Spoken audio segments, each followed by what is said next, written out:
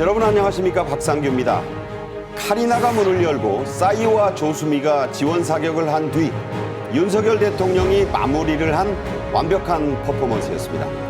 2030 세계 엑스포 부산 유치에 성큼 다가섰다는 평가를 받은 뜨거웠던 파리의 밤 속으로 다시 들어가 보겠습니다. 북한의 우주 발사체가 추락한 뒤 약 보름 만에 김정은이 얼굴이 퉁퉁 붓고 뾰루지와 다크서클을 드러내며 공개석상에 나타났습니다. 관례를 깨고 전원회의에서는 연설도 하지 않았는데요. 그 이유를 집중 분석해 드리겠습니다. 먼저 정혁진 변호사, 이동석 전 대통령실 행정관과 함께 하겠습니다. 어서 오십시오. 네. 오늘의 첫 주제입니다. 윤 대통령은 마치 한 점 차 승부를 마무리 짓는 투수처럼 부산의 엑스포 유치 4차 프레젠테이션을 영어로 했습니다. 역사상 가장 완벽한 세계 박람회를 위해 부산은 준비되어 있다. 30회분에 걸쳐 파리의 밤을 달군 퍼포먼스, 그 하이라이트를 먼저 영상으로 보시겠습니다. The World Expo 2030 Busan will do the same. Bring the whole world together and shape a better future for all of us. Thank you so much.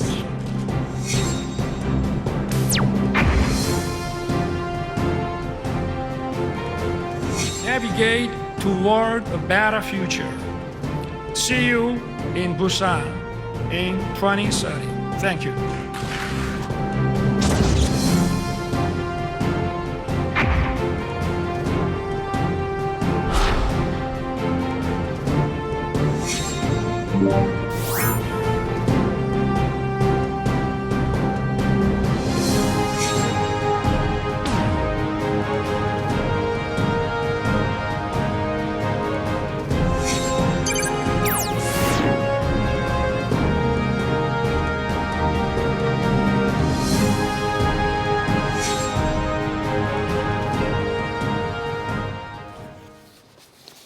윤석열 대통령은 제172차 국제박람회기구 파리 총회에서 부산 프레젠테이션의 마지막 주자로 무대에 올랐습니다.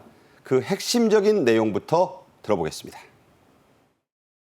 Korea has already accumulated plenty of experience by hosting two specialized expos, the 1993 Daejeon Expo and the 2012 Yeosu Expo. Korea is also a country that has hosted mega events like 1988 Summer Olympic and the 2002 FIFA World Cup and the 2018 Winter Olympics. Korea is a qualified candidate. Busan is ready. See you in Busan. 네, 메가 이벤트를 이미 다 치러냈고 이제 딱 하나 세계박람회만 남았다. 윤 대통령은 인류의 복합 위기를 맞아 부산 엑스포가 이를 해결할 수 있는 솔루션 플랫폼이 될 것이라고 했습니다. 자, 이게 무슨 말일까요? 그러니까 국제 박람회 기구를 BI라고 하는데 이게 불어거든요. 뷰로 인터내셔널 대 엑스포지시옹이라고 그래가지고. 네. 근데 이제 그 BI가 본부가 파리에 있어요. 1년에 2번 총회를 하는데 이제 원래 엑스포라고 하는 건 옛날 저희 어렸을 때는 세계 박람회라고 배웠단 말이에요. 이게 19세기 제국주의 시대의 그런 행사 산물이에요. 그러니까 제국주의 시대 국가들이 우리나라는 이런 것도 갖고 있고 이런 것도 만들 수 있고 이런 식민지를 가지고 있고 이런 자신의 국력을 과시하기 위해서 만들어진 유럽의 나라들이 만들어진 게 이게 이제 엑스포였는데 네. 그런데 이제 우리나라는 그렇지 않지 않습니까? 그렇기 때문에 새로운 흐름을 우리가 개척할 수 있다. 왜냐하면 경쟁이 아닌 연대다. 다시 말해서 지금 전 세계적인 그런 국제적인 문제들을 해결할 수 수 있는 그 솔루션 플랫폼으로서 대한민국이 기능할 수 있다라고 하는 걸 보여주겠다 이 이야기고요. 지금 프랑스 가셨으니까 프랑스 혁명에 대해 생각할 수 있는데 프랑스 혁명의 정신이 뭐겠습니까? 자유평등 박애. 그러니까 그렇죠. 리베테, 에갈리테, 그다음 프라테르니테인데 거기에다가 이제 프랑스 하면 생각나는 게 관용, 똘레랑스하고 그렇죠. 연대거든요. 연대가 솔리다리테인데 이렇게 대통령께서 어쨌든 프랑스 가셔가지고 그 화두를 잘 잡았다. 저는 그렇게 판단이 됩니다. 네. 윤 대통령은 특히 부산이 70여 년 전 6.25 당시 폐허가 됐던 한반도에 평화의 꽃을 피운 도시라고 했습니다. 역시 직접 들어보겠습니다. The war 70 years ago once turned Korea to ruin. But thanks to the help of the international community, Korea transformed itself into an economic powerhouse full of high-tech industry and innovative technologies. Korea wishes to give back to the international community what it has received thus far. 네, 보답, 보은이라는 얘기를 지금 했습니다. 윤 대통령은 이런 차원에서 6.25 때 세계로부터 받은 은혜를 갚는, 즉 보은을 이번 부산 엑스포를 통해 실현하겠다고 해서 참석한 외국 대표들의 공감 또 호평을 많이 받았죠? 네, 그렇습니다. 그 찬사가 쏟아졌다 이런 말도 현재 들리고 있는데요. 일단 가장 의미 있는 부분을 좀 이렇게 짚어봐야 될 게 제가 볼 때는 이 대통령이 참석해서 연설을 했다는 의미만으로도 아주 큰 찬사가 쏟아지지 않나 그런 생각을 해봤습니다. 예. 일단 사우디 같은 경우에는 외교 장관이 참석을 했었고요. 네네. 그리고 이탈리아 같은 경우는 총리가 참석을 했었거든요. 그런데 우리나라의 경우 특별히 대통령께서 직접 참석하셔서 그것도 영어로 이렇게 연설을 했다는 부분이 큰 찬사를 받는 것 같습니다. 일단 그 흑백 사진으로부터 해서 이제 문화, 이제 싸이 가수 조수미 등이 등장하면서 이렇게 문화를 접목시키면서 이제 굉장히 아주 화려한 퍼포먼스로 이렇게 이어졌잖아요. 네네. 그야말로 굉장히 완벽한 퍼포먼스였다. 앵커께서도 앞서 말씀드렸다시피 그렇게 해서 굉장히 좋았던 아주 훌륭한 무대였던 것으로 현재 보도가 되고 있고 외국에서도 그런 보도가 현재 나오고 있는 상황입니다. 네. 자, 이 부산이 세계로부터 받은 도움을 되돌려주는 그런 보은의 엑스포라는 의미가 강조됐죠. 윤 대통령은 이어서 부산이 지정학적으로는 유라시아, 즉 유럽과 아시아 대륙으로 진입하는 도전의 도시, 또 미래의 도시라고 강조했습니다. 역시 직접 들어보겠습니다. Busan is a gateway to the Eurasian continent. It is a maritime city reaching the oceans. It is a city of adventure, a city of the future. The World Expo Busan will be a solutions platform addressing humanity's complex and urgent challenges.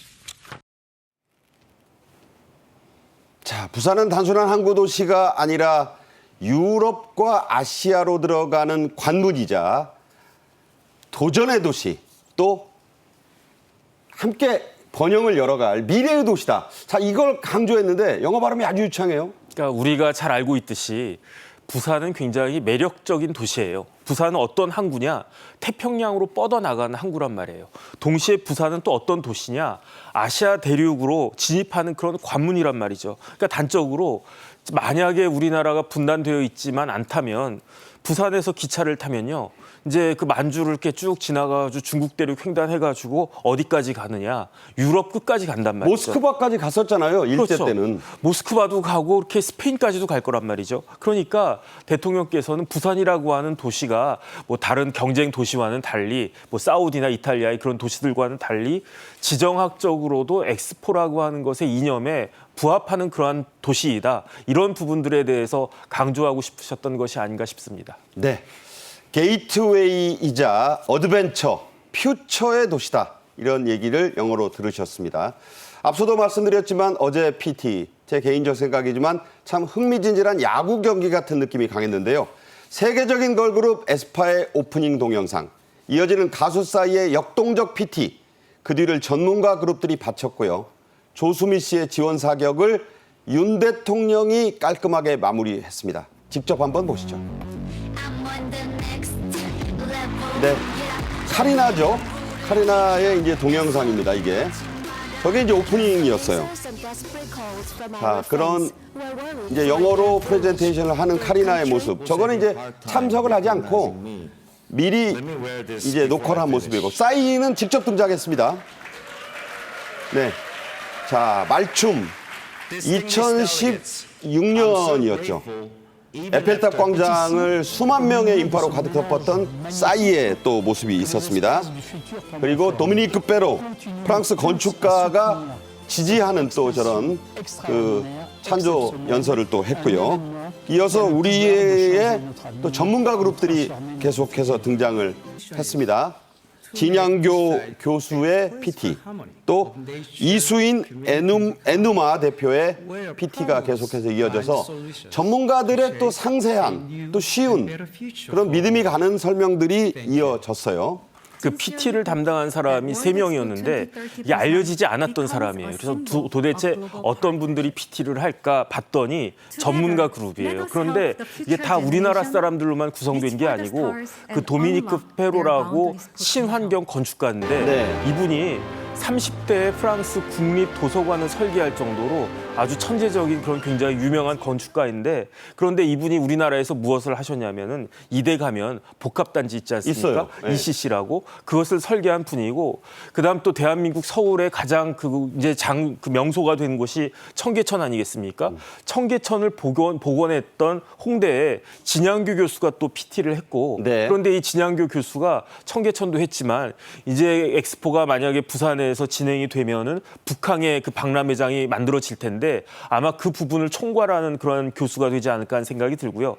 마지막으로 에누마의 이수인 대표가 그 등장을 했는데, 에누마가 어떤 회사냐면 네. 이제 AI 교육 관련된 스타트업, 그래서 미래를 지향하는 AI 관련해가지고 이렇게 세 분이 그 PT를 했는데, 이런 것들도 나름대로 다 의미를 갖고 의미를 함축하고 있는 것이었습니다. 네. 앞서 조수미 씨, 세계적 프리마돈나의 또 그 모습을 보셨는데, 어제도 제가 말씀드렸지만 조수미 씨는 프랑스 파리에 전용 공연관까지 갖고 있는 세계적인 아주 자랑스러운 그런 가수라서 프랑스에도 아는 분들이 아주 많습니다. 이 첫 주자로 나선 가수 싸이의 이 조크, 농담에 고요했던 장내에 웃음이 터졌습니다. 바로 앞서서는 아주 진지하고 엄숙하게 발표를 했던 이 사우디아라비아와는 사뭇 다른 분위기가 연출됐다고요? 네, 맞습니다. 사우디 외교장관은 이렇게 연설에 나서면서 그냥 연설만 읽었다고 해요. 네. 그래서 이제 그러니까 침묵이 이어졌고, 이제 끝나자마자 이제 박수만 이렇게 몇 차례 오고 갔다고 하는데요. 이제 싸이 이제 가수가 나섰을 때 분위기가 완전히 뒤바뀌었다고 합니다. 네. 네, 자, 뭐 저 지금 환호도 선글라스를 껴가지고 네, 맞습니다. 나는 맨 얼굴로 보면 모르는데 이걸 하니까 아시겠죠? 이런 말을 한 거예요. 네, 맞습니다. 그 싸이 자체가 이제 굉장히 대중적으로 알려져 있는 사람이다 보니까, 가수이다 보니까 이게 선글라스를 낀다면 그 자체적으로 브랜드 파워가 나오는 그런 국제적 가수로 알려져 있는데요.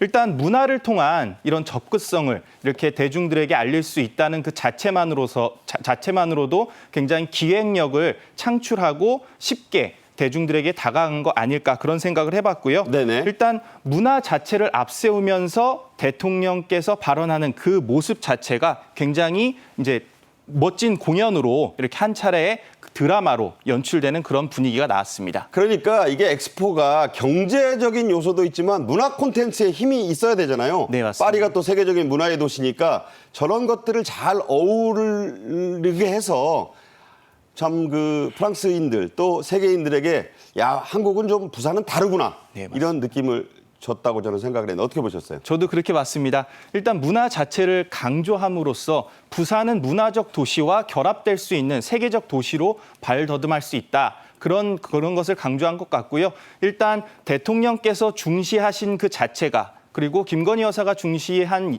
자체가 문화적 교류를 통한 세계적 위상을 대한민국을 알리자, 그런 모멘텀으로 시작돼서 이런 행사로 이어진 것 같습니다. 네.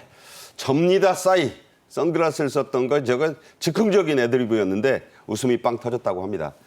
또 앞선 영상에서도 나왔고 잠깐 설명이 있었지만 이 우리나라 전문가 그룹 3인방 세 사람이라서 그렇게 제가 불러봤는데 좌중의 호평을 받은 내용이 아주 알찼다고 해요. 그렇죠. 왜냐하면은 이제 그 관련해가지고 이 내용들이 굉장히 좋았던 것 같습니다. 그래서 지금 조금 전에도 말씀을 드렸지만 환경과 그다음에 청계천 같은 생태, 그다음에 AI 이런 부분들에 대해서 아주 PT 많은 사람들의 청중들의 그 관심을 가질 수 있을 만한 그다음에 우리 부산 엑스포가 어떤 식으로 진행이 될 것인지에 대해서 하나의 그걸 줄 수 있는 그런 굉장히 좋은 PT였던 것 같습니다. 네. 영어 하면 지난 4월에 그 미국 국빈 방문 때 상하영월 합동회의 연설에서 이미 한번 보였고요. 또 영어 노래, 팝송으로도 또 정평이 나 있던 윤 대통령. 자, 이 영어 PT에 참 공을 많이 들였습니다. 그래서 이 PT에 앞서서 한국에 있을 때 토요일, 일요일도 여기에 심혈을 기울였고 또 프랑스 파리에 도착해서 숙소인 호텔에 이와 아주 비슷한 시설, 무대를 마련하고 리허설만 2번 했다고요? 원래 이제 PT라고 하는 게요. 이렇게 듣는 사람들, 보는 사람들은 괜찮은데 하는 사람들한테는 굉장히 부담이 된 거거든요. 네. 그런데 대통령께서 이 PT를 한국말도 아닌 영어로 하려고 생각을 하시니까 더 긴장을 하셨겠죠. 그러니까 한 번도 아니고 2번이나 리허설 연습을 하셨다는 것인데 그만큼 대통령이 이번 엑스포에 관심이 많고 유치에 이제 진심이다 이런 것들을 우리가 느낄 수 있었던 것 같고요.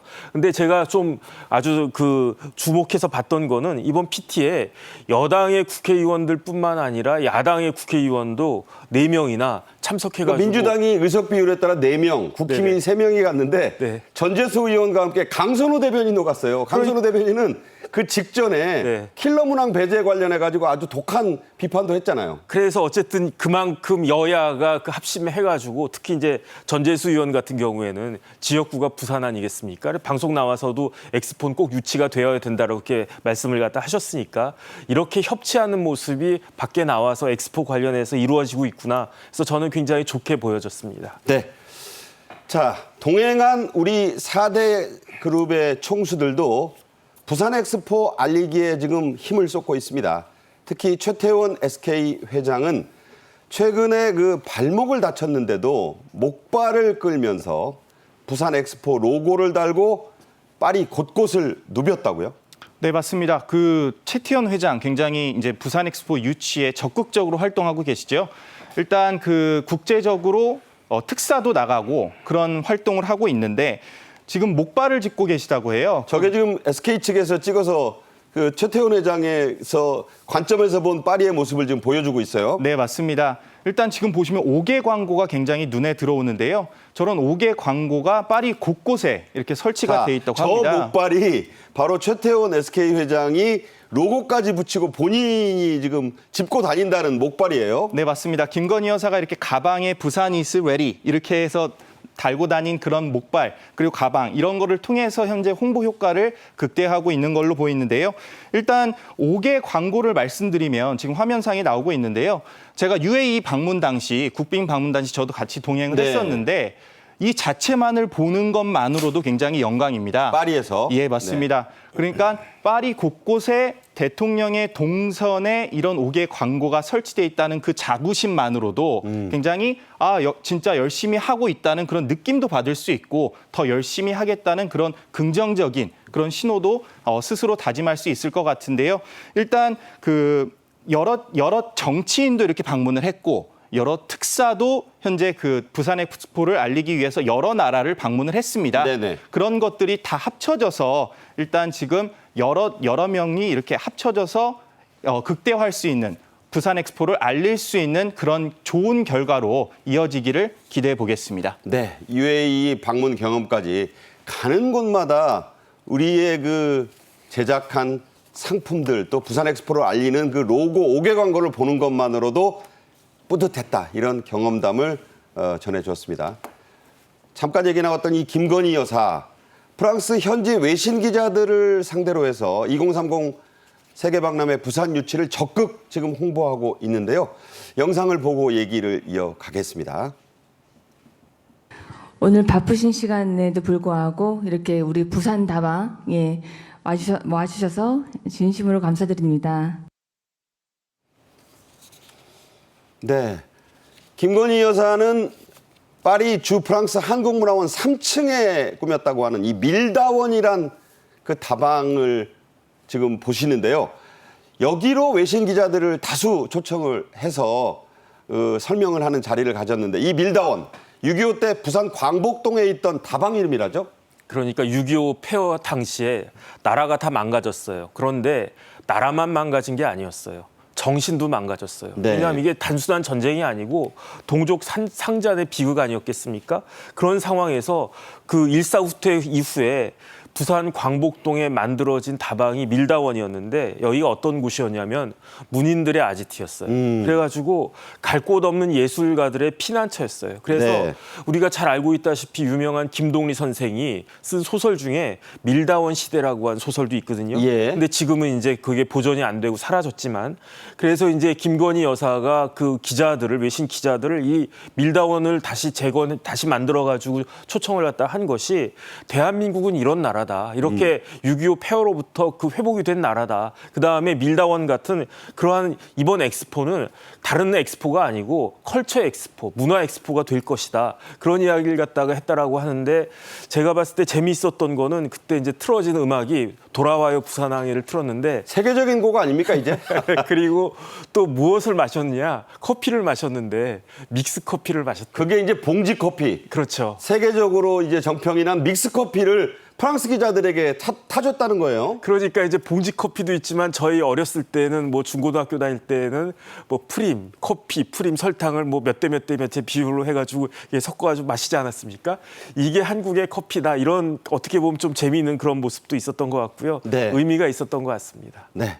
저렇게 대통령 내외가 열심히 지금도 뛰고 있다 이런 얘기를 전해드리면서 자, 부산시는 6월 21일까지 프랑스 파리 시아틀레 레알 지역의 웨스트필드 대형 쇼핑몰 앞 카페를 아예 부산 다방으로 꾸민다고 합니다. 우리나라 문화 그리고 2030 부산 엑스포를 체험하는 공간으로 이 부산 다방, 파리의 부산 다방을 활용한다는 거죠? 네, 맞습니다. 사진으로 보시듯이 굉장히 화려한 부산의 모습을 확인할 수 있는데요. 일단 대형 현수막에 이정재, 그러니까 부산 엑스포 뭐 그렇게 홍보 대사죠. 배우 이정재 씨가 저렇게 모습을 오징어 드러냈고 게임의 이정재죠? 맞습니다. 그리고 저렇게 캐릭터 같은 인형들을 배치해서 그러니까 젊은이들, 2030 세대들이 와서 사진도 찍고 이렇게 인스타그램에도 올리고 그런 홍보 효과를 극대화할 수 있는 방안을 저렇게 굿즈샵을 통해서 마련을 했습니다. 또 세계적으로 유명해진 아기상어. 맞습니다. 맞습니다. 그리고 그 자연과의 지속 가능한 삶을 홍보한다는 차원에서 친환경을 내세웠는데요. 그 친환경을 내세우면서 일단 그런 사진도 전면에 배치했고 그리고 전기 자동차도 지금 파리에 이렇게 다닌다고 해요. 네. 그래서 부산 is ready. 그래서 자동차 이렇게 랩핑을 해서 홍보 효과를 내고 부산 있고요. is ready라는 영어 캐치프레이즈 힙 코리아 이런 걸 단 거를 그 택시 외에다 싸서 그게 전기자동차 다닌다 이거죠. 네, 맞습니다. 네. 그 뿐만 아니라 저런 샵에 가면은 한글 이름까지 자기가 이렇게 직접 체험할 수 있는 그런 홍보 효과를 현재 굉장히 많이 내고 있다고 합니다. 네. 자, 윤 대통령은요. 마크롱 프랑스 대통령과 정상회담을 했습니다. 공동 기자회견도 했는데요. 영상 보시겠습니다.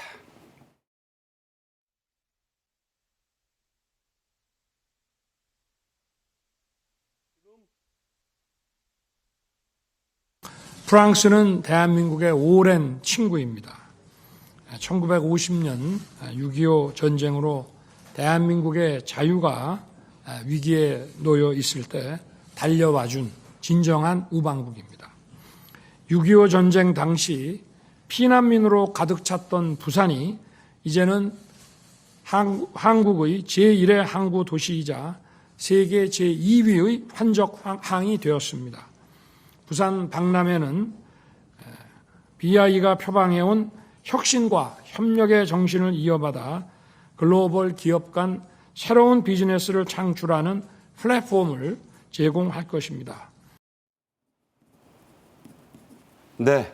이 한불 정상회담은 지난해 6월 나토 정상회의 때 이루어진 회담 이후 두 번째입니다. 자, 어떤 의제들이 주로 논의됐는지 살펴보니까 엑스포 얘기만 한 게 아니라 북핵 공조 얘기가 나왔네요. 그렇죠. 이제 두 정상이 작년 6월에 만났었어요, 이미. 그러니까 나토 정상회의 때. 그렇기 때문에 이제 구면이라고 할 수가 있겠죠. 그런데 그 사이에 변화가 있었어요. 어떤 변화가 있었냐면 우리나라가 유엔 안보리 이사국이 되지 않았습니까? 이제 내년부터 될 텐데 그러니까 그 한국이나 프랑스나 똑같은 안보리 이사국이 되는데 물론 이제 상임이냐 비상임이냐 그 차이는 있지만 네. 그런데 프랑스는 어떤 나라냐면요. 문화적인 자부심이 굉장히 강한 나라예요. 뿜뿜한 나라죠. 그렇죠. 기술의 독일, 문화의 프랑스 이렇게 할 수 있으니까. 그래서 뭐 경제협력 잘하자 뭐 이런 그 상투적인 그런 말씀들도 많이 있었겠지만 대통령께서 특히 뭐라고 말씀을 하셨냐면 우리나라 K-팝 등 우리나라의 K-컬처가 이렇게 크게 성장하는 것에 프랑스가 아주 큰 도움이 됐다. 네. 이 말을 듣고 아마 마크롱이 기분이 좋지 않았을까 하는 그런 생각이 들고요. 그렇죠. 그다음 조금 전에 앵커 말씀하셨던 것처럼 그냥 일반적인 그런 이야기일 뿐만 아니라 주목할 만한 이야기가 제가 봤을 때 두 가지가 있었던 것 같은데 첫 네. 번째가 비핵화. 비핵화. 불가역적인 비핵화가 반드시 있어야 된다. 네. 세계 전체적인 평화를 위해서. 또 하나는 북한의 인권. 이 문제에 대해서 이야기를 했는데 아마 이 소식을 들은 북한의 김정은은 굉장히 마음이 불편했을 것 같다는 생각이 듭니다. 네. 자, 프랑스도 한 표지만 영향력이 큰 나라라서 사우디에 좀 기울어 있다는 소문이 있었지만요. 우리 윤 대통령과의 정상회담에서 돌아서지 않았을까 그런 기대를 품어봅니다. 프랑스를 방문 중인 윤 대통령 현지 공원에서 이 셔츠를 입고 모자를 쓴 채 산책에 나서서 눈길을 사로잡았다고 하는데 자, 어떤 의상이었습니까? 네, 바로 천안함 티셔츠였습니다. 네. 네, 천안함이 새겨진 모자도 착용을 하면서 파리 시내 곳곳을 자, 저 모자가 돌아다니셨는데요. 천안함 모자라는 거죠? 네, 맞습니다. 일단 그 마스코트, 대통령의 마스코트 천안함 그 마스코트인데요. 그 과거 선거 당시에도 입었었고 그리고 이후에도 수차례 입으면서 이렇게 언론의 모습을 띄었었죠. 일단 천안함 추도식에서 참석해서 눈물을 보인 그 당시의 모습을 기억하시나요? 네, 알죠. 네. 서해용사 55인을 호명하시면서 굉장히 흐느꼈던 목이 메었고. 네, 맞습니다. 그런 모습이 생각이 나는데요. 일단 윤 대통령께서는 지난 미국 순방 때도 이렇게 길거리 산책을 하면서 미국인들과 이렇게 호흡을 한 경험이 있습니다. 네. 그만큼 이렇게 시민들을 향해서 이렇게 부산 엑스포 홍보도 하면서 더욱더 현지 분위기를 느끼려는 그런 행보가 아닐까 싶습니다. 윤 대통령이 입은 티셔츠 왼편에 PCC 77이라고 새겨져 있습니다. 바로 천안함의 그 함명입니다. 자, 정혁진 변호사, 이동석 전 대통령실 행정관과는 여기서 인사드리겠습니다. 고맙습니다.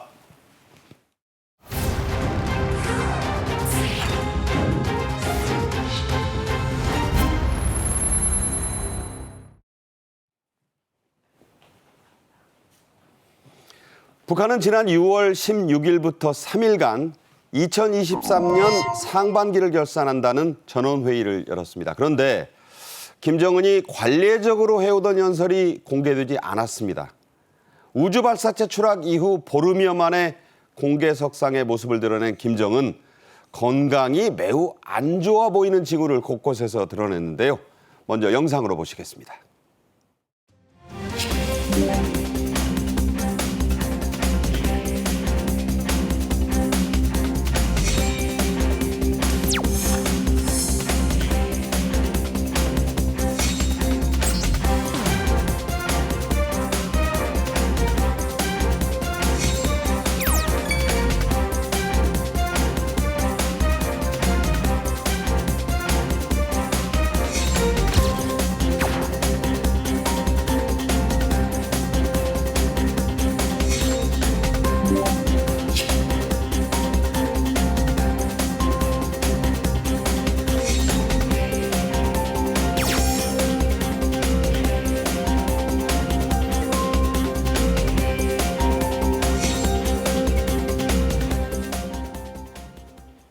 네, 이 시간 고영환 전 국가안보전략연구원 부원장과 함께 하겠습니다. 어서 오세요. 네. 자, 어제였습니다. 바이든 미국 대통령이 북한을 국가비상사태 대상으로 지정을 했습니다. 지난 2008년에 지정이 된 이후 매년 갱신해 오고 있는 건데 어떤 의미가 있을까요? 그러니까 북한이 한반도를 비롯한 동북아 지역을 핵무기로 위협을 하고 또 한반도에 주둔하고 있는 미군을 위협하고 네. 미국의 안전을 위협하니 국가 비상사태 선포 국가로 다시 재지정을 하는데 1년에 한 번씩 하는 거거든요. 네. 2008년부터 26년째 계속해서 미국이 재지정을 하고 있는 겁니다. 네.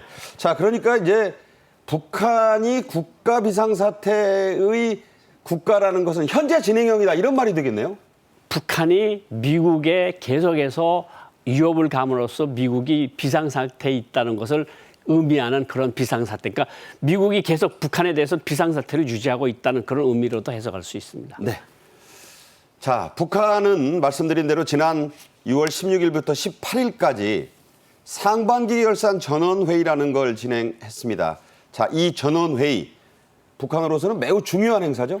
뭐 전원회의는 원래 1년에 한두 번씩 하는 건데 원래 전원회의를 원래 이 올해 초에 발표할 때는 6월 상순에 하겠다 그랬는데 네. 6월 16일 날 시작해서 19일 날 끝났거든요. 하순에 진행을 했습니다. 중하순에. 중하순에 끝났는데 결국은 이것이 뭘 의미하는가 하면 자기네가 의도했던 무슨 목적이 실현되지 않아서 회의도 늦어졌고 네. 회의에서도 연설을 안 하고 결국은 뭔가 중요한 일들이 벌어졌다. 그래서 정중앙의 전원회의를 열었다. 이렇게 보시면 될 것 같습니다. 네. 방금 원장님 말씀대로 일정이 한 보름 정도 늦춰졌고 늘 해오던 김정은의 연설이 공개가 안 됐습니다. 자, 그래서 그 이유를 궁금해하는 분들이 많은데 구병삼 통일부 대변인은 이렇게 분석을 했습니다. 직접 들어보시죠. 전원회의에서 김정은 위원장이 연설을 하지 않았던, 그러니까 보도되지 않았던 사례는 몇몇 당 대회와 겹쳐서 했던 전원회의를 제외하고는 사실상 처음입니다. 이 상황 자체가 대단히 이례적인 것은 사실입니다. 그리고 직접 김정은 위원장의 연설을 하지 않은 이유를 정확하게 예단하기는 어렵습니다. 다만 위성 발사가 실패했고 경제 성과 등 여러 가지 면에서 좀 내세울 성과가 없다는 점에서 직접 나서기가 좀 어려웠던 측면이 있지 않았을까 추정해 봅니다. 네. 통일부 대변인의 얘기를 통해서 대략적인 건 파악을 할 수가 있는데 자, 우리는 고 원장님의 분석을 좀 듣고 싶어요. 사실 전원회의를 연다는 거는 김정은이 김정일이 중요한 연설을 하고 싶어서 할 때 그렇게 전원회의를 열거든요. 네. 김정은이 들어와서 이제까지 전원회의를 열었을 때 첫 보고를 하고 결론 회의를 하지 않은 회의가 없었습니다. 그런데 보고도 안 하고 중요 결론도 내리지 않았어요. 그건 뭘 의미할까요? 두 가지밖에 있을 수가 없는데 첫째는 건강 상태일 수 있고 네. 둘째는 뭔가 심기가 많이 불편하다. 그러니까 정찰 위성도 떨어졌고 식량난이 가속이 되고 미국과의 관계는 전혀 진전이 없고 식량난으로 아사자가 생기고 그러니까 여러 가지 스트레스로 인한 것들이 결국은 또 그런 데다가 우리가 또 그 빠진 정찰 위성이라는 걸 또 건져내지 않았습니까? 중국은 못 건졌다고 하는데 우리가 네, 거의 건졌잖아요. 우리가 거의 다 건졌는데 결국은 이런 것들이 극심한 스트레스를 주는 거죠. 그러니까 내가 보고를 할 만한 마음이 심기가 불편하다 이런 것을 노골적으로 국민들한테 알리는 거죠. 네. 북한 주민들한테. 자, 회의도 늦게 열었고 할 얘기도 없고 짜증이 났고 그래서 전원회의에 참석한 김정은 볼에 뾰루지가 돋은 모습이 그대로 공개가 됐어요. 자, 이게 보통 저런 회의에 나오면 단장도 좀 하고 약점을 커버하기 마련인데 그대로 나왔어요.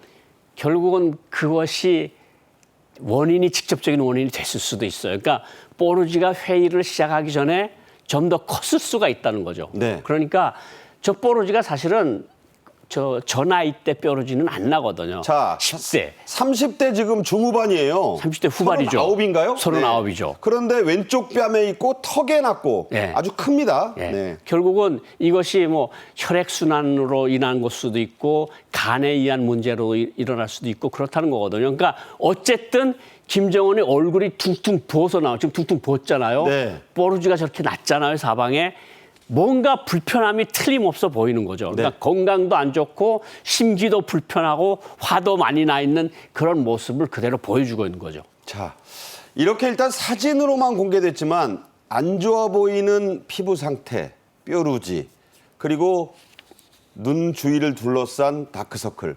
자, 이걸 우리 피부과 전문의들에게 좀 보여줬더니 김정은의 상태는 좀 사진으로만 봐서도 이렇다. 이런 분석을 내놨죠? 그러니까 의사들이 이야기한 것이 여드름이 저 나이 때 나는 것이 아닌데 저렇게 여드름이 난 거는 뾰루지죠, 뾰루지. 뾰루지가 난 거는 호르몬 증가.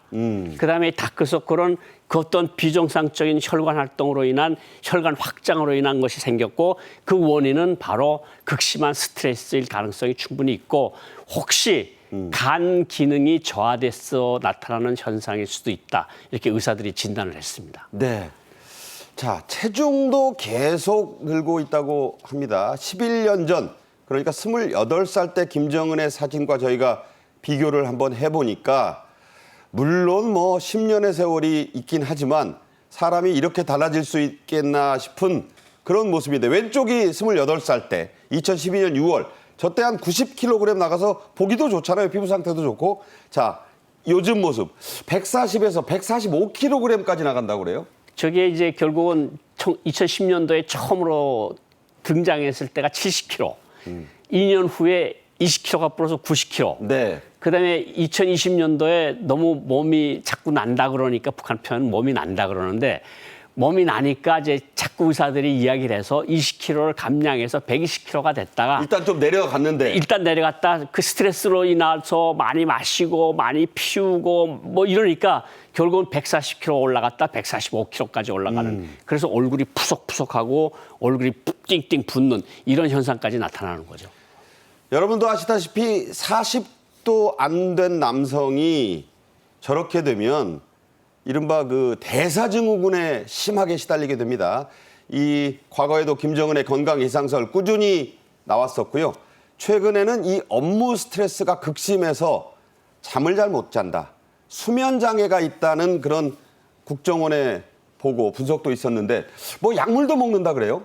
그러니까 우리가 국정원이 보는 대상들이 있습니다. 어느 유럽 선진국들의 어떤 의료 일꾼들이 나와서 무슨 정보를 수집을 하는지, 네. 무슨 약을 가져가는지 이런 것들을 정보망에 다 걸리는 거거든요. 그런데 그 졸피뎀 성분에 대한 것들을 많이 연구를 하고 조사를 했다. 네. 수면 장애에 대한 것을 조사했다. 결국은 김정은이 모든 것을 다 챙기고 모든 일을 다 하려고 하니까 결국은 스트레스가 쌓이고 잠이 안 오니까 술 마시고 담배를 많이 피우다 이것도 안 되니까 이제 수면제를 찾는. 그러니까 건강이 점차 계속 악화되는 악순환을 겪고 있는 것으로 그렇게 보입니다. 그러니까 원래 위스키, 독주를 많이 마시고 또 뭐 담배는 줄담배로 알려져 있고 누가 뭐 끊으란다고 하는 게 아니라 공개석상에서도 재떨이 갖다 놓는 그런 습관인데다가 잠을 못 잔다.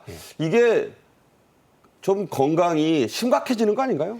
결국은 뭐 어떤 의사는 뭐 결국은 뭐 어떤 또 IAEA는 김정은이 3년밖에 못 산다는 말이 나와서 그것이 언론에까지 나오기도 했는데 결국은 보르도 와인을 뭐 그 일본 요리사 후지모토 겐지를 만났을 때 내 어젯밤에 보르도 와인을 10병을 마셨다. 그 20대 때 얘기잖아요.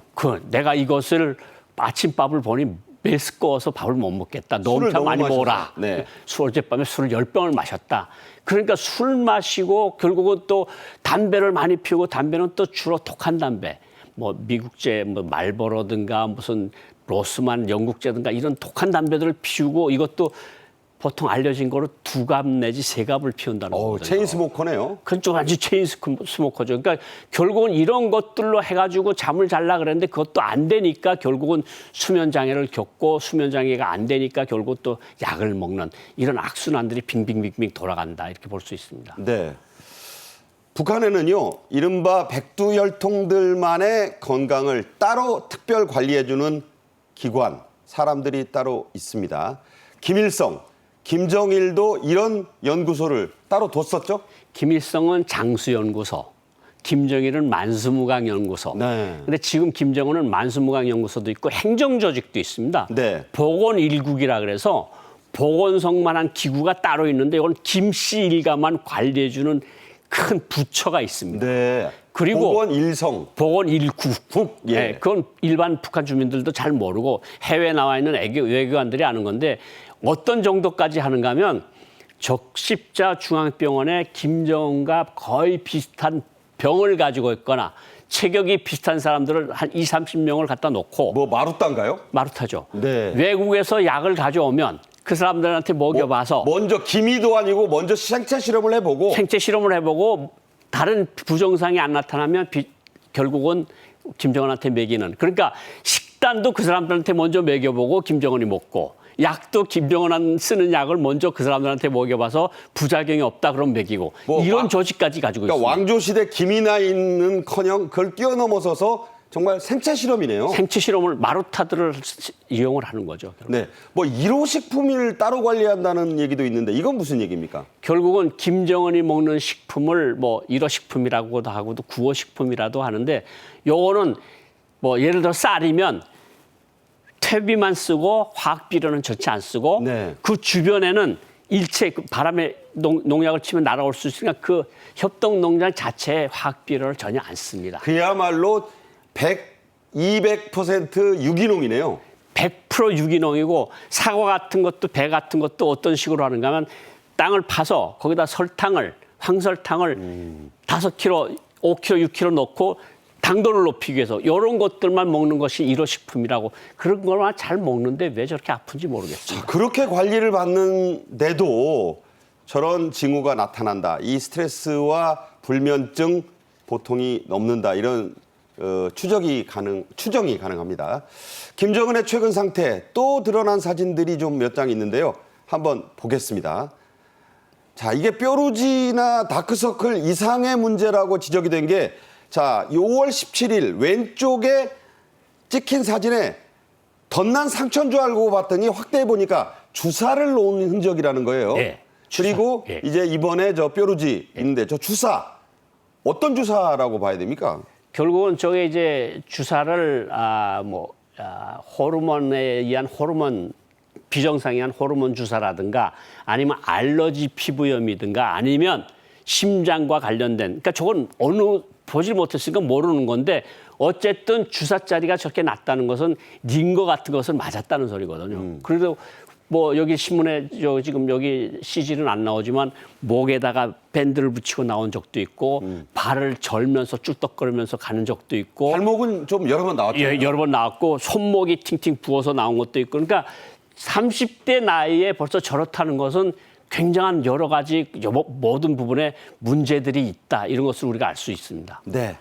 자, 이런 가운데 우리 정부는 김정은의 이런 건강 이상설 그리고 실제로 저런 상태들을 미뤄볼 때 건강은 매우 심각한데 그 원인이 최근 야심차게 쐈다가 떨어진 이 우주 발사체 그 원인 또 아까 말씀하신 대로 인양을 하라고 중국에 협조까지 요청했는데 한국이 다 가져갔잖아요. 한국이 훨씬 먼저 다 각도랑 계산해서 거기 가서 있었고 북한은 조금 후에 떨어진 다음에 중국에다 요청을 했는데 뭐 중국은 이미 우리가 진을 치고 있으니까 못 건졌는데 결국은 김정은의 최근 스트레스는 정찰 위성이라고 자신들이 주장하는 그 우주 발사체의 실패와 네. 그 우주 발사체의 모든 기술이 담겨 있는 것을 한국군이 건져내서 한미가 같이 공동으로 연구하고 이런 거에 대한 울분과 스트레스가 심한 데다가 요즘 최근에 다 말씀드렸지만 개성에서도 강원도에서도 원산에서도 계속 아사자가 몇십 명씩 개성에서도 수십 명씩 수십 명씩 죽는다. 원산에서도 수십 명씩 굶어 죽는다. 지금 한병도에서까지 그렇게 퍼지고 있다니까 김정은 입장에서 보면 제대로 되는 일이 하나도 없는 겁니다. 결국은. 그러니까 스트레스가 결국은 뒤따 쌓이는 것이 저런 병 증상으로 나타나는 것이 아니냐 이런 생각이 듭니다. 자, 그래서 이제 이번 전원회의에서 위성 발사 실패가 가장 엄중한 결함이다 이런 말이 나왔는데 이건 무슨 뜻입니까? 정치적 의미입니다. 기술적 의미에서만 결국은 결함이 나왔다면 심각한 결함이라고 표현을 하는데 가장 엄중한 결함이라고 나왔다는 것은 정치적 의미를 부여한다는 뜻이거든요. 결국은 저는 과학 간부들에게만 책임을 물을 줄 알았는데 전문을 나온 거 보면 과학자, 기술자, 관리 일꾼들 모두가 엄중한 책임을 져야 된다. 이런 말을 했습니다. 결국은 당중간의 전원회의에서 결국은 모든 사람들에게 책보를 주고 당책보를 줬다는 의미인데 그것은 어디까지 책보를 줬는지 조금 더 시간을 두고 봐야 할 것 같습니다. 네. 자, 이러니까 책임 공방이 나오고 떠넘기기가 나옵니다. 위성 발사 책임자를 공개 비판하기도 했다. 이건 무슨 얘기인가요? 그러니까 우주관리국이 있고 327 과학자기술자 돌격대라는 걸 만들었습니다. 지난해 3월 27일 정찰위성을 만들기 위해서 그 책임자들에 대해서 엄중한 비판을 가했다는 거고 저 사람들은 뭐 틀림없이 엄중한 비판을 받았으면 숙청됐을 가능성이 충분히 높다 이렇게 보고 과학자기술자들은 그 사람들이 없으면 정찰위성을 못 만드니까 어쨌든 당적 행정적 처벌만 가했을 가능성이 있다고 봅니다. 네. 자, 그런데 이 발사체 실패, 북한 주민들은 아예 모른다고 지금 그런 보고가 나오고 있습니다. 자, 발표를 실패는 안 했다. 그러니까 실패에 대한 발표를 안 했다는 얘기죠. 5월 31일 날 쐈는데 조선중앙통신, 그건 북한 일반 주민들이 못 봅니다. 네. 외국인들만 보는 건데 조선중앙통신에서만 보도하고 노동신문 등에서는 보도를 안 했고 결국은 당중간에 전원회의가 끝난 다음에 실패의 원인을 일꾼들한테 전가를 하면서 네. 너네들이 잘못했기 때문에 우리 지금 원수님이 저렇게 많이 분노에 차 있다는 거, 그 분노에 찬 모습을 신문에다 실어서 텔레비전에 내보내는 거거든요. 네. 그래서 이번 전원회의 보도를 보고서야 그런 일이 있었어? 이렇게 알았다는 얘기가 나옵니다. 북한의 대외 관영 매체는 이 조선중앙통신이죠. 실패 사실을 어쩔 수 없이 공개하면서 그래도 다시 쏠 것이다. 이렇게 예정을 했는데 김여정도 그런 말 했는데 그런데 이게 명확하게 날짜를 못 받고 있어요. 결국은 그 발사체는 여분으로 만들어놨을 가능성이 있지만 재료나 자료의 부족, 뭐 어떤 렌즈의 부족 때문에 정찰위성 자체는 예비로 못 만들었을 가능성이 큽니다. 그러니까 제가 걱정하는 거는 북한이 계속 시간이 가면 안 되니까 모사품을 운반체에다 올려놓고 쏠 가능성은 충분히 있다고 봅니다. 가짜를. 그래서 네. 우리는 인공위성 발사에 성공했다 그러면 일반 주민들은 믿겠지만 또 과학자들한테 단속시키면 되는 거거든요. 그럴 가능성이 있을 경우에 빨리 쏘겠지만 아마 제대로 쏠려면 시간이 많이 걸릴 거라고 생각을 합니다. 네. 자, 북한의 동향 예의주시하면서 우리 측도 경계 태세 이상은 없는지 다시 한번 좀 점검을 해둬야겠죠? 그렇습니다. 뭐 항상 경계를 하고 경계 수준을 높여야 된다고 생각을 합니다. 네. 고영환 원장님과 말씀 나눴습니다. 잘 들었습니다. 감사합니다. 네. 저희 정책인의 이슈가 준비한 소식 여기까지입니다. 시청해 주신 여러분 감사합니다.